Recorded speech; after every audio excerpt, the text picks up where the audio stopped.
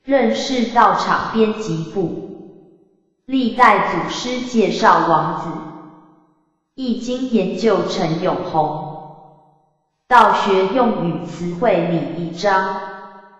特别报道，以修道在建设人生编辑部，仙佛圣歌修行莫延迟编辑部，义和圣堂活动概况编辑部，编后语编辑部，注印大德方明录编辑部，新义祖神元山义和圣堂简介编辑部。一、神元山地理位置。义和圣堂是建置于神元山，如图一所示。神元山是一座道山，它经阴阳合抱，山明水秀，位置居关田乡乌山头水库边。乌山头水库左前有神元山，右前有赤山并立，而形成了左龙南干线神元山，右龙北干线赤山，以灌溉嘉南平原15万余公顷农田，福音数百万民众的生活。乌山头水库的龙脉来源是由玉山、阿里山经中央山脉顺延而来。乌山头水，顾名思义，它是一条水龙，其龙吐水亦分为二，有南北二干线之分，北干线有一级的，则是现今古沙市山龙湖岩，供奉南海观世音菩萨；南干线有一级的，就是现在神元山，有人称五宝珠的，亦有人称五宝地。五字登科，因在动土新盖。盛唐时发现土有五色，真是不可思议，实是老盛唐的预留地。二、九龙半图。古传说龙生九种，各有不同，亦谓天生万物，各秉其性，故天生万物，有物。有则万物之中，生九窍者少，而人谓万物之灵长，得天独厚，人得其全。若人能得此道者，则万物皆备于我也；人能得其一，则万事毕，则能永伴无生老。三、地形。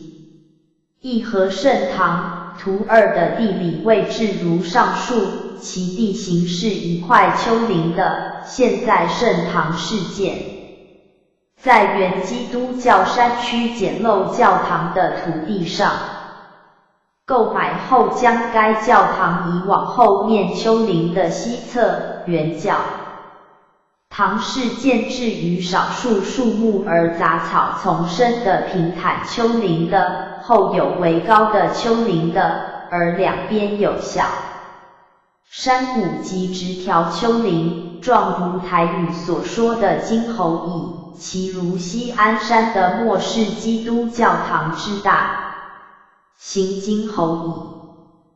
此的出售前丁有2高预定路线空测标识，原来南2高空测路线有2条路线，以供上级选择。地主从此恐怕被征收购买价廉，急于出售。我们新一组麻豆单位筹备人员因不知情而购得。之后得知南2高路线用地后，报告前人，陈前人云：铺路造桥是功德一件，已购得无妨。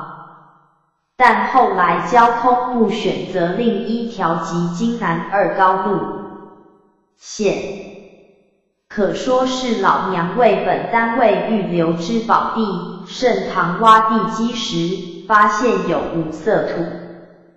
前人的话，做人的基本原则。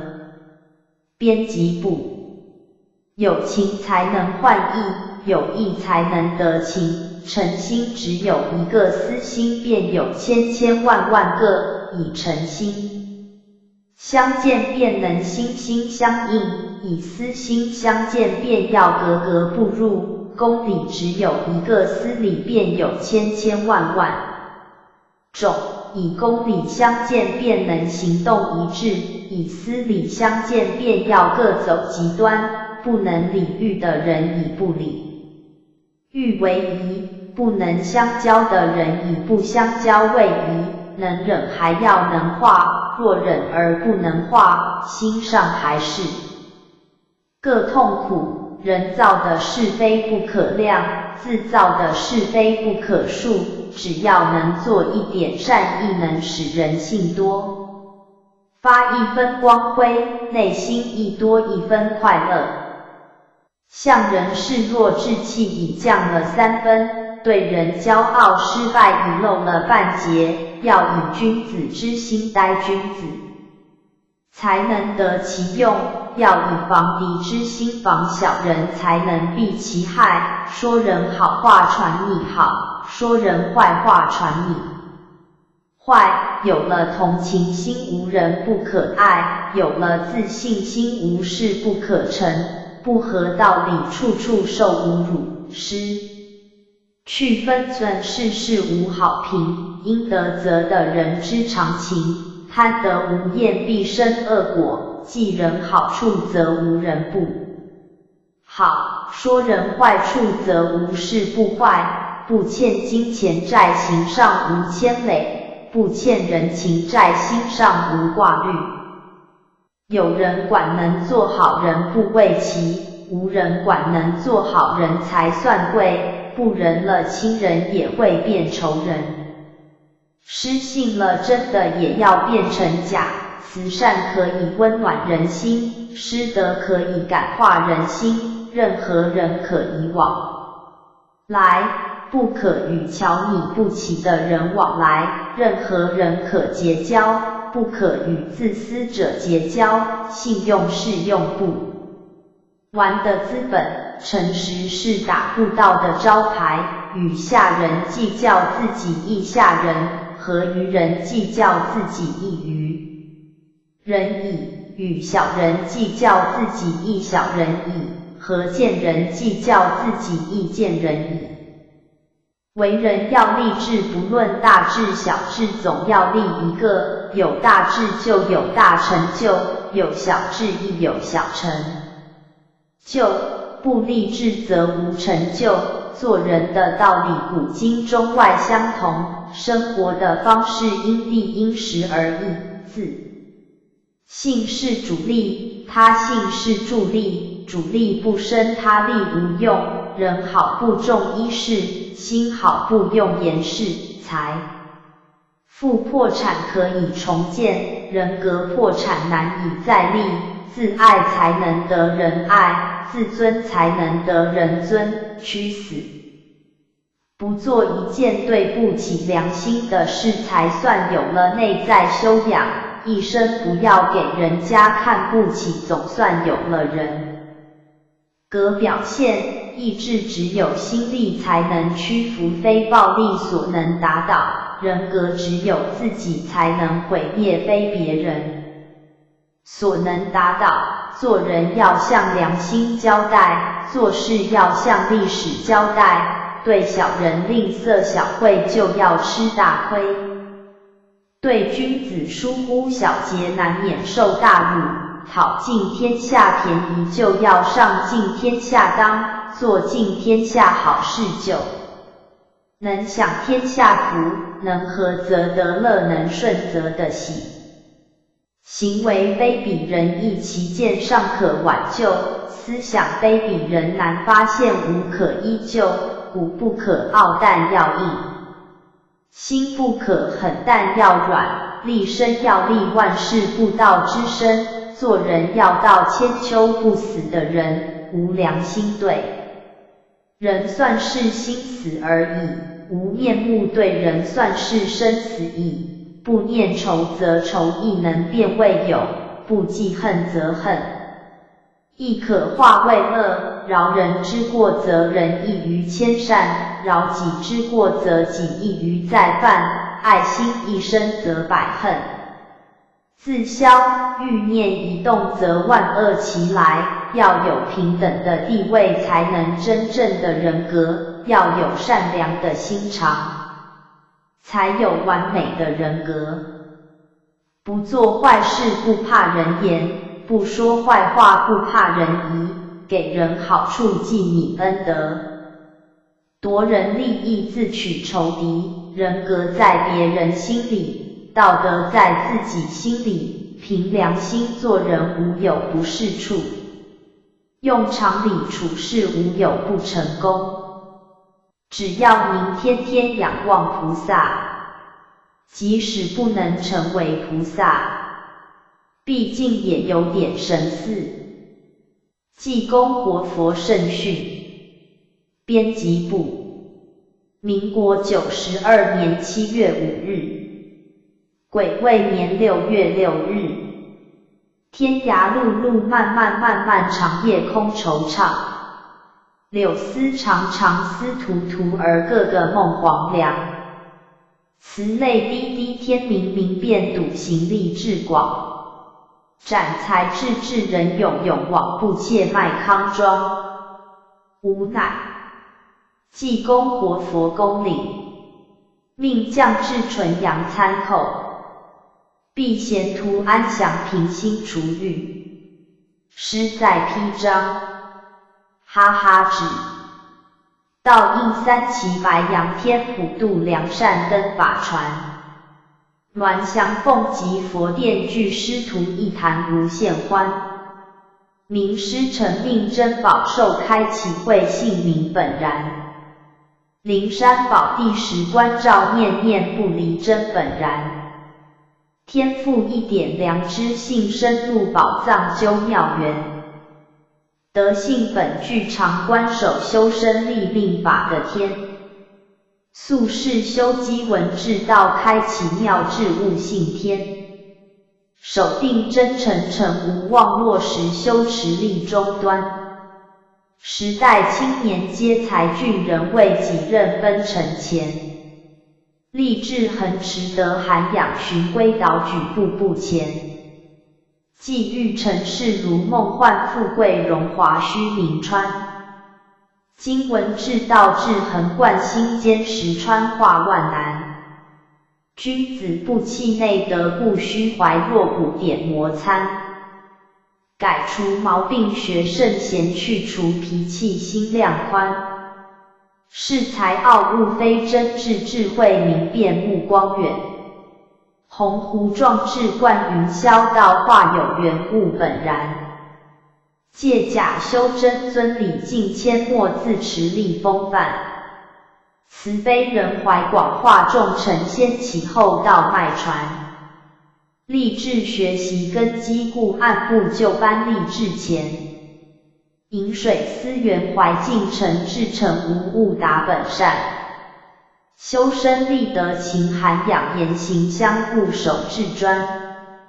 正心诚意明实悟觉己觉他兼万善，学道立德志坚守坦荡胸怀万物涵，见义勇为行不辍修道尽成化魔难，入此班会明圣理虚心实付我见产，心无人我分别相修道功夫稳扎践，知恩报本圣礼波传扬宗风道宏展，寸阴尺必须把握专心意助圣礼参，为道发挥尽才德人风产扬入力前，无畏之行宗旨报守道修办化坤干，解明道玄奇加光道脉传承竭力展，法圣学贤虚勤勉忽行忽止悟良缘，韶光加紧难再复少年转眼华法天，世事多变人莫测为修天道超尘渊，认清理路守志向道真理真修炼，至诚守定革新悟涵养内德观的天，明理修持行末代大智大愿大恭敬，知行合一标杆立圣法心传实纠参，循理永进大良动济天力极鹏程宽，心若白莲尘无染合而不流到面间，法学前辈道悟创各位末后才得展，师言谆谆细体纠戒窍慧图在训勉，哈哈指大家来此是以什么心态来过班？学道唯有以欢喜心来学习，才能有所受益。时时能心存欢喜，才能无人我之相。唯有心存欢喜，修道越修越心安理的。唯有心存欢喜，学道才能日新又新。唯有心存欢喜，办道才能越办越勇。唯有心存欢喜，才能日增其德，日显其智，日现其智。所谓万法唯心，心有所转，自信法轮才能常转，自能清心，自现明德。时时欢喜学习，时时欢喜了愿，自能觉己而觉他，以达于纯真至善之净土。儿们明白吗？明白。修道立德要能谦虚，虚心以纳物；修道立志要能坚忍，坚志以恒持；修道守德要能自觉，时时见己过；修道以诚至诚隔天，心诚则至现；修道勇猛勇于承担，慈心以化众。修道无畏，无事己能，修则有容。学道立志，志立则能化解一切艰阻。学道修道，能革其心恶，恶意恶于动机，能胜其毒，则可问心无愧。修道之君子，立德能坚定不移，若空谷之幽兰，自能显其芳心。所谓胸怀坦坦荡荡，量似海涵，心意清清净净，宽若天际。行道之志，能万难不切；修道之心，能坚定坦然；办道之心，能苦而不怨，信受奉持，矢志不移。心诚念真，笃实勇猛，则能千锤百炼，不退转其道志。君子修道修其心，日审其过，时察其偏，须臾不离邪举之道，是谓君子。能感恩怀德，勤勉不息，致力则无事不成，能恒守道念，豁达大度，心真则无事不化。修道能如临深渊，兢兢业业，则道能实存于心，内德能圆融无碍，回复其事。自天性，崇德辩惑智恒贯博学审问内德涵，城中行外实境胜坤玉秋双立风范，陵南不惧心坚猛临危不乱守根源。学而时习，步步进会至玲珑顺方圆。慈德化众守善道，修身立命心恭谦。文质彬彬德业见真知灼见任重远。以文惠有护萃利，以有辅人躬行健。宽仁大度严律己，守正不阿化良善。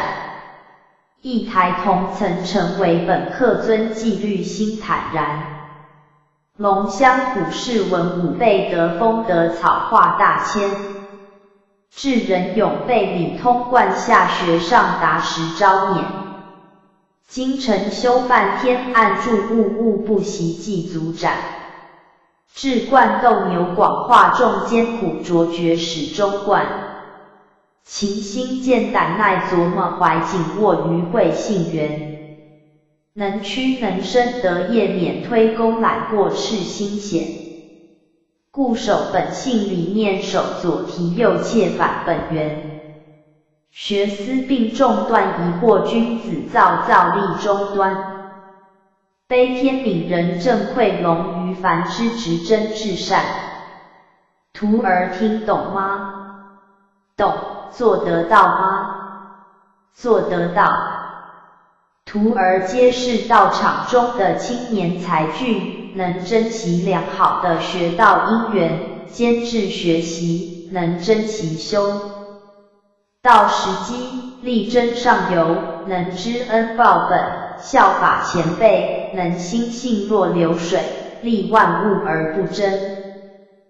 道物命脉传承，须认理实践，认道为真，以诚为本，认清实事，不昧本心。世事纷扰多变，红尘景象万千，若不能识自本心，则易受形物所扰，终日昏昏而不自觉。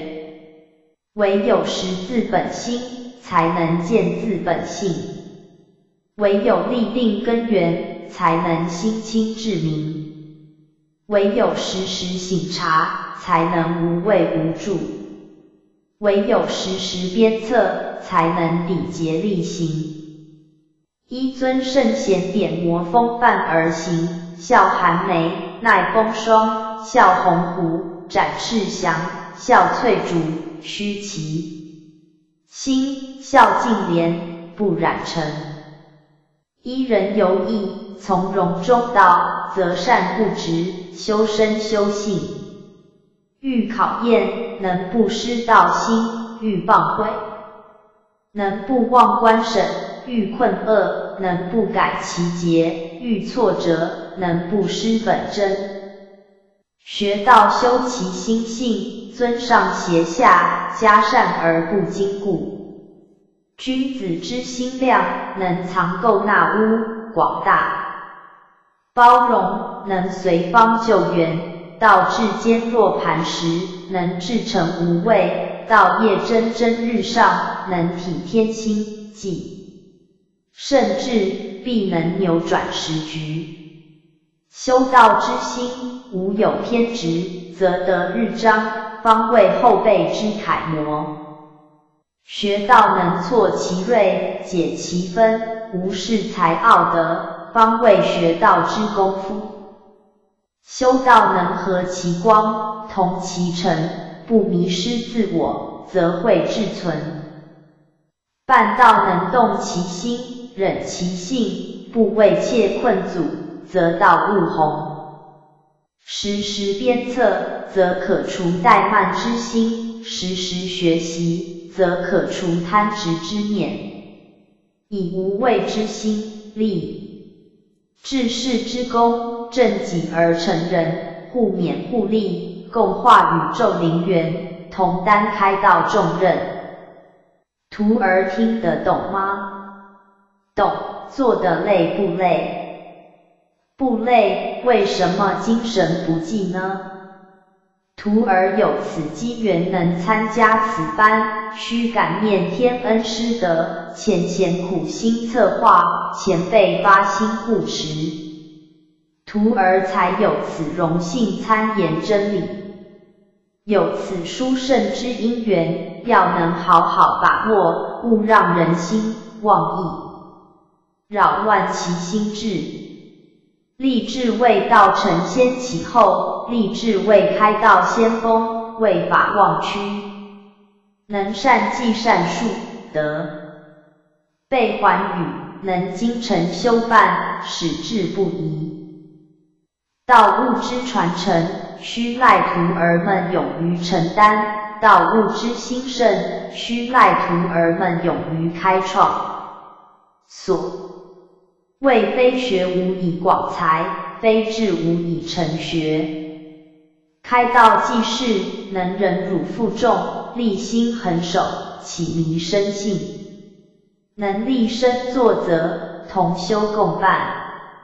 君子之心，无益，无弊，无故，无我。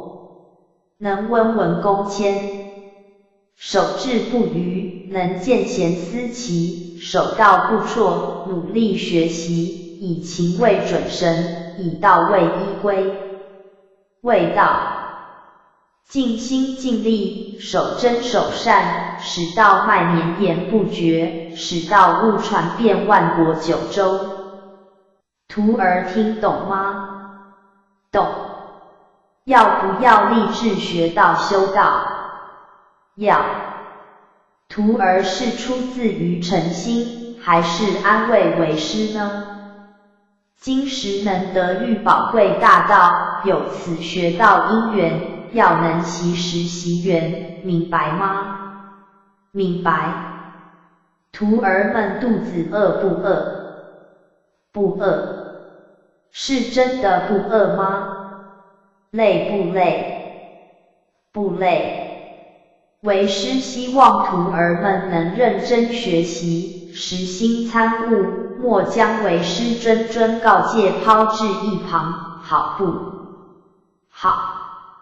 好。人世间苦不苦？苦。世间所有一切万物是真还是假？假。徒儿明白一切都是假象，为何还执迷不悟？苦海浮沉，六道轮转，终非究竟。唯有立大志，立大愿，才能跳出三界苦圈。明白吗？明白。希望徒儿们能明白，体悟为师之心，莫再冥顽不灵，莫再执这万象，莫再忽行忽止，莫让为师替徒儿担忧。今时不加紧脚步行功累德，如何能了徒儿冤业？为师身担三曹重任，时时盼望徒儿们体师心，记师志，分师之忧，代师之劳，莫让为师时时引颈盼望，莫让为师空对明月窥探。叹景色依旧，人事全非，望穿秋水徒儿尚迷妹，叹虽有美酒，难解思徒愁，叹虽有法善，难换徒儿回转。为师我原本是何等自在逍遥，担此三曹重任，徒有千般无奈。每每徒儿们迷恋假象，怠惰不行，为师只有空焦虑。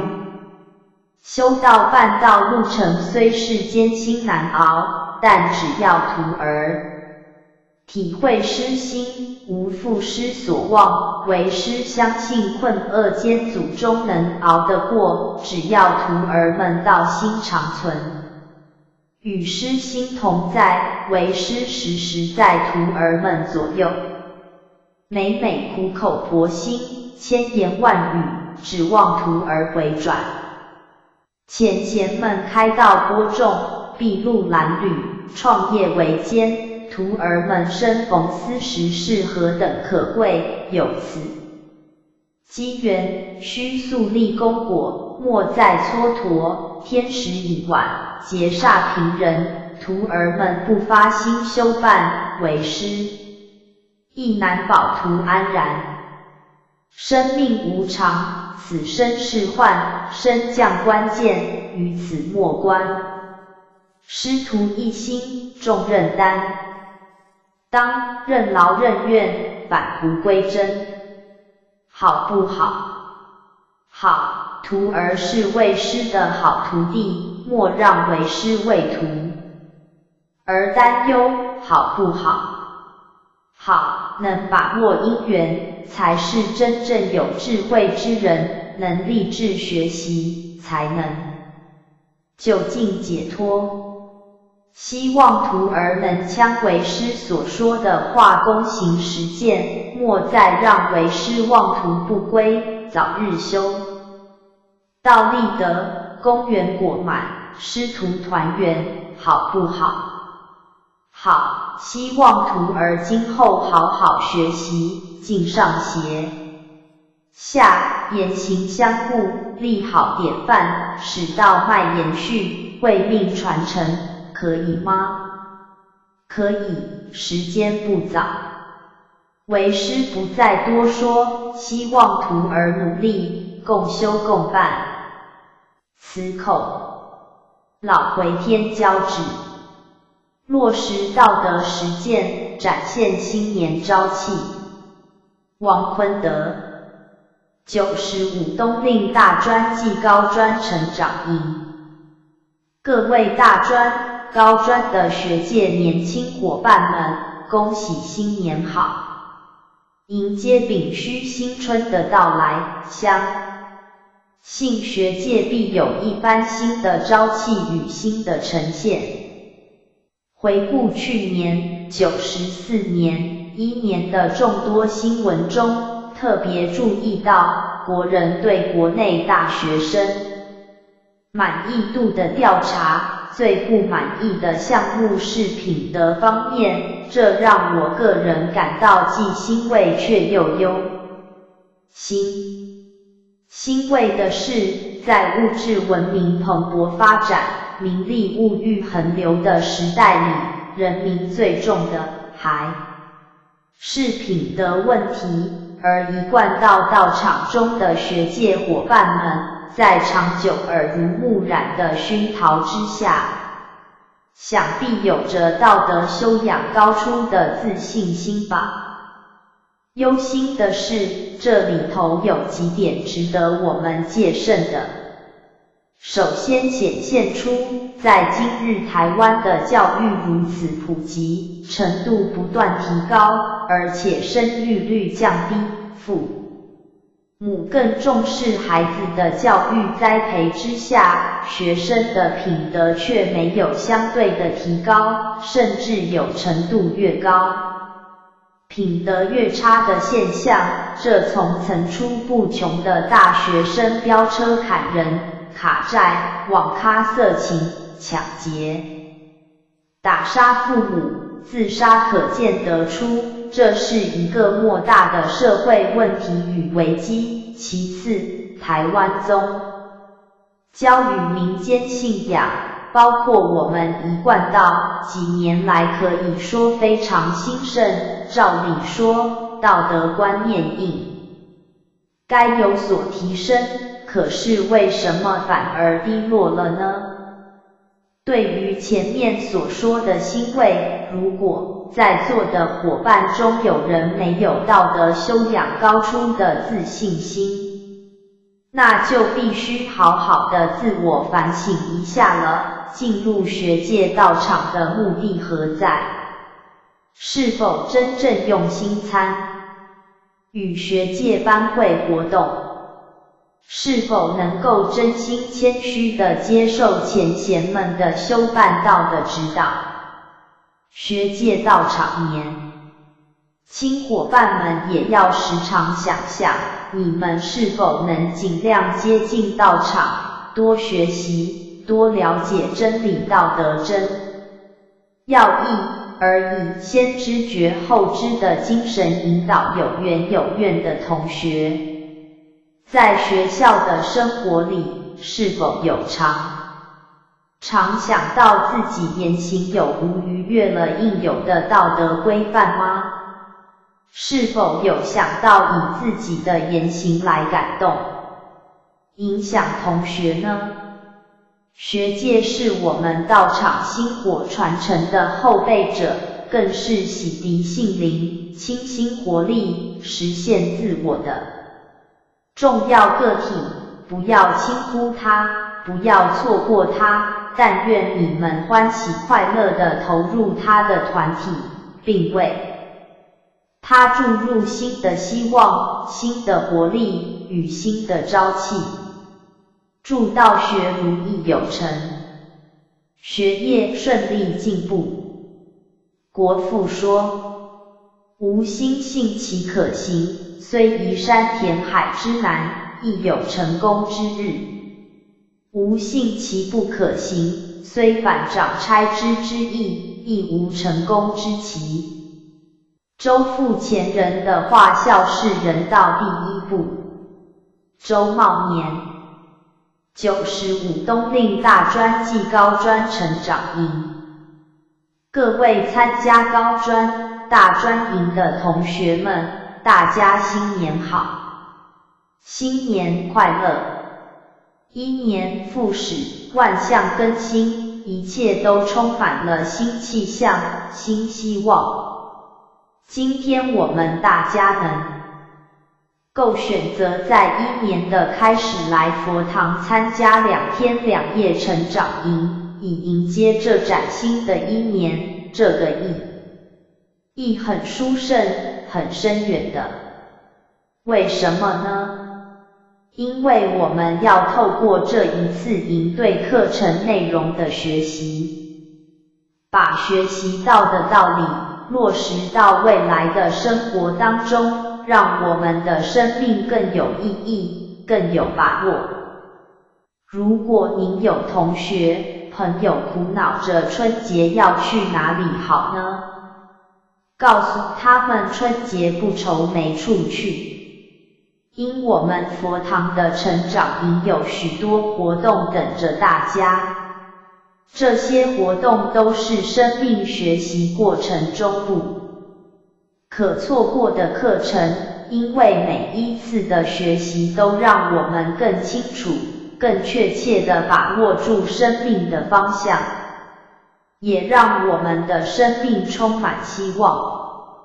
我们这一次营队的学习主题是什么呢？就是孝道。百孝经中有一句话说，孝是人道第一步。生命要没有遗憾，首先要尽孝，这是千真万确的做人的道理。仔细想想慈乌夜啼中的这一段，慈乌失其母，雅雅吐哀音。昼夜不飞去，今年守护灵。夜夜夜半啼，闻者未沾巾，声中如告诉，未尽凡不兴。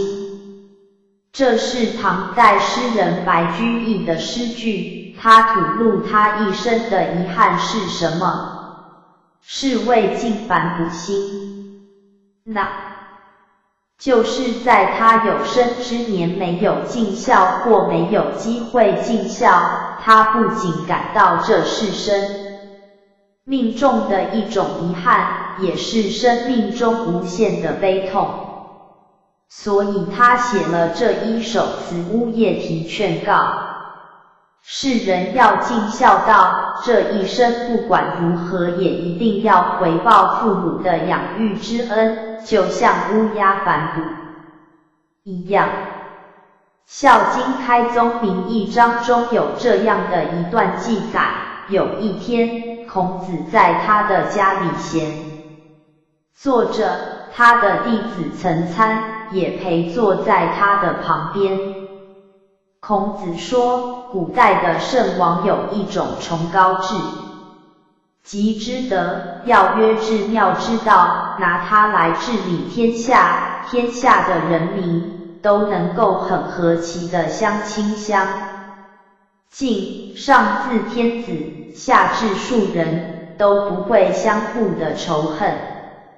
这个至德要道是什么呢？你知道吗？岑子离开他的座位站起来，回答孔子说，岑参很鲁钝，不大聪明，怎么能够知道这样深奥的道理呢？孔子因岑子很谦恭地起来答对，就告诉他说，这个至德要道就是孝道，这个孝道就是德行的根本，教化的出发点。现在的社会，亲子之间的关系很紧张，只要打开电视新闻或翻开报纸，看到的亲子问题，或是我们自己与父母之间的关系，都可以间接或直接地感受到这种紧张的气氛。这种紧张的关系告诉我们，我们的家庭亲子关系已经生病了。今天我们要对治这种紧张的亲子关系的方法，早在2500多年前，孔子就告诉我们答案。孝顺。百孝经说诸事不顺因不孝，离孝人伦颠倒颠，亲子之间没有孝就不顺，若能以孝作为桥梁，亲子之间就通顺无碍了。新逢狗年，我们能在这一年学习孝道，并确实地向父母表达我们的孝心，实践我们的孝行，家中上下和睦，繁业盛业，万事一定更兴旺。俗语说家和万事兴，就是这个道理。最后祝大家狗年行大运，好运旺旺来，后学周茂年，至于一和盛唐，消除宿业，忏悔一身轻。曾进长。一、前言。戒达摩祖师天机文。460千修外内心明性事。8救2无正德功见道天亲。贤能难竭必经真念可得悟。正统绝典师明指宝小应道。9曹通玄牒明术三非天妖。品普天官真道降的节通知。风度5典传能遇道号童谣。佛神自灵山通天窍阳和霄。仙人今好友应佛来救得乐。人鬼自玄关脱轮回相念。行道应时运修功德勿迟延。文字解读。道降述明谢真传人能遇到的三宝。一直名师点玄关，一点灵山通天窍。白羊浩劫非小可，口念真经必劫难。口诀通天无自经，丝毫有应佛来救。又的合通天应扣的天道见功德。心正无二，就能同三曹普度神人鬼。十字玄关脱轮回，回相念乐逍遥。一知妙道悟清世，见性明心内外修。3648贤佑正九品封佛仙。人人行道应时运，日修功德勿迟延。应正记云。佛在灵山莫远求，灵山只在汝山头。人人有个灵山塔，好像灵山塔下修。又记云：真经不语，指经同，纸上寻经往用功。有人深透其中意，安在渺渺不动中。佛云：真经牢牢记，双手抱小孩。2. 认识宿业。在求道时，我们有利合同，莫非要我们诚心抱守，实心忏悔？不可有虚心假意退缩不前，欺师灭祖藐视前人，不遵佛规泄露天机，逆道不现不量力而为的藏经中有因果报应内容。杀生者，宿殃短命报；窃盗者，贫穷困苦报；邪淫者，却割鸳鸯报；恶口者，眷属斗争报；毁计者，无舌疮口报；田秽者，丑陋龙残报；牵令者，所求为愿报；饮食无度者，饥渴厌病报；田猎自擒者，惊狂丧命报；悖逆父母者，天地灾杀报；烧山林木者，狂迷取死报；前后父母恶毒者，狂迷取死报；罔补身处者，骨肉分离报；毁谤三宝者，盲聋喑哑报；轻法慢教者，永处恶道报；破用常住者，一劫轮回地狱报；污犯污僧者，永在畜生报；汤火斩灼伤身者，轮回地肠报；破戒犯斋者，禽兽饥饿报；非礼毁用者，所求却绝报；无我共高者，卑使下贱报；两舌动乱者，无舌百舌报；邪见者，边地受身报。3. 忏悔的真义。忏悔人人熟悉，但都很难真正做到。真正实心忏悔的关键，在有没有诚心报。守，如果没有守护本性，没有回光返照，守护三宝，心念一直往外追求，则看不到自己的错误，相反的只看到他人的错误，是很难忏悔的。在佛法上忏悔有3种。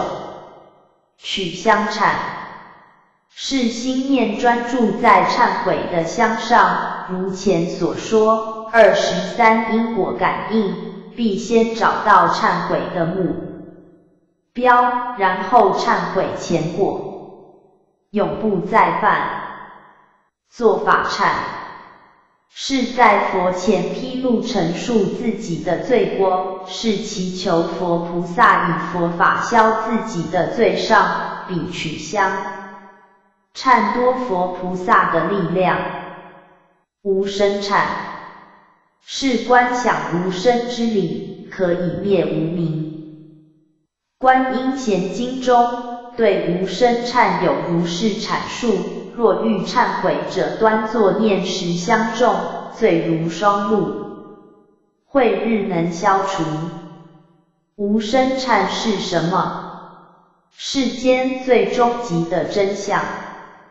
一切无生连业都是无所谓一切罪业之罪性本空，所以当你契入不二法门，回归到不生不灭的无生本性，即应一切罪业也都将随之而空，不需要逐条去忏悔消业。永嘉大师正道歌中提到一段典故，永师范众悟无生，早时成佛于今生。无生即是一念不生，当下念头能够不离自性，回归方寸，再进一步方寸一空。空魔所空，实相现前，万物皆备于我，即是六祖所言，无念为宗，真下无心，也是一成无生进入无生的领域。善知识，无者无何事，念者念何物，无者无二相，无诸尘劳之心，念者念真如来性。一般人的念头无非在得失、美丑、恶修、是非，要无念唯有回归末后一者。万念归一，回归本性，回归明师一指，自然万念俱消，进入无生忏的最后境界。无生忏的实践方式就是一手玄观。一手玄中可以逐渐体认无生，进入无生。当我们能够体认无生时，我自然消失了，并不是说教不见了，而是我的界限消失了，和天地宇宙合而为一。中庸，为天下至诚，未能尽其性，能尽其性，则能尽人之性，能尽人之性，则能尽物之性，能尽物之性，则可以赞天地之化育，可以赞天地之化育，则可以与天下之参矣。4. 结论忏悔一身轻。无私父，关乎天地无私，负载万物，故能成其大。日月无私，光照寰宇，故能成其明。圣贤无私，德化苍生，故能成其我。山岳无私，不逾泉石，故能成其广。河海无私，不拒涓流，故能成其深。减一分私心，减一分我态，即增一分公心。拿出真智慧，能断除烦恼。冯心聪。1. 前言。佛陀证悟时，一切众生具有如来智慧德相，但因妄想执着而不能证悟。10. 所知障由法执而生，烦恼由我执而生。2. 真智慧是自性实性。偈曰：光明智慧灯，照见心法界，欲求真实性，一切魔所见。楞严经，知见力之即无明本，知见无见思即涅槃，亦名解脱。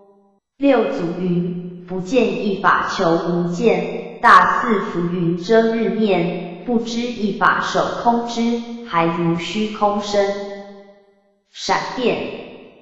此知之见然光，错任何曾解方便，汝当一念自知非，自性灵光常显现。解，智慧本来是自性中实性的东西，只要打开无明，实相本体光就显现。解，如同云散太阳光就出来了。心经，观自在菩萨行深般若波罗蜜多时，照见五蕴皆空，度一切苦厄。观心至心时，因烦恼习气太厚，才观不进去，这叫观列我心浮躁，不安定。烦恼无明力量大，所以遇到什么境就转什么心，自在就不自在。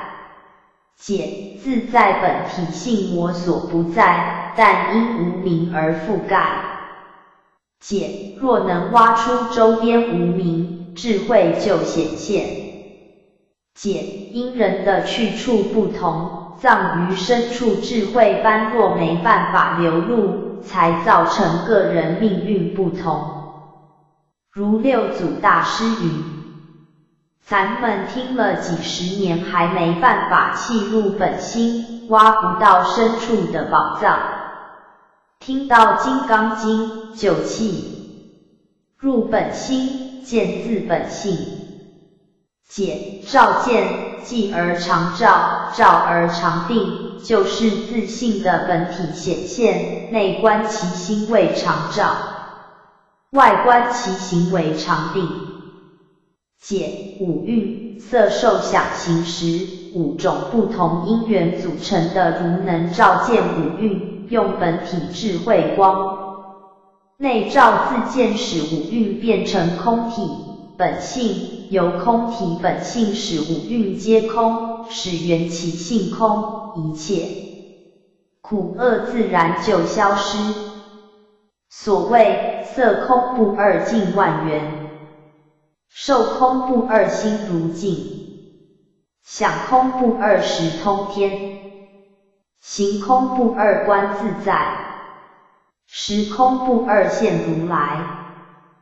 观世音心经不是叫我们五蕴都空，而是叫我们见而不见，而是闻而未闻。菩萨佛达到此境。解，咱们智慧的绳子太短，不是业识种子太深重。